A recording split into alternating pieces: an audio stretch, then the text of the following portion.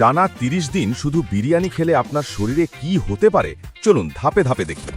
Day 1, প্রথম দিন স্বাদ, তৃপ্তি আর প্রচুর এনার্জি, কার্বোহাইড্রেট, ফ্যাট, প্রোটিন সবই পাচ্ছেন।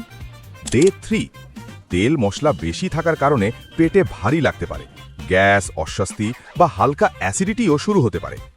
ডে 7, এক সপ্তাহ পর শরীরে অতিরিক্ত ক্যালোরি জমা হতে শুরু করে, ওজন বাড়ার প্রক্রিয়া ধীরে ধীরে শুরু হয়।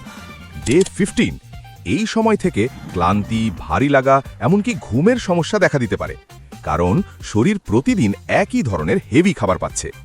ডে 30, এক মাস শেষে ওজন বাড়া, হজমের সমস্যা এবং শরীরের ভেতরের ভারসাম্য নষ্ট হওয়ার ঝুঁকি বাড়ে, কারণ বিরিয়ানি পুষ্টিকর হলেও এটা ব্যালেন্সড ডেইলি খাবার না। মানে মাঝে মাঝে বিরিয়ানি ঠিক আছে, কিন্তু প্রতিদিন হলে শরীরের উপর চাপ পড়ে। আপনি কি প্রতিদিন বিরিয়ানি খেতে পারবেন? ভিডিওটা আবার দেখুন, উত্তরটা নিজেই বুঝে যাবেন।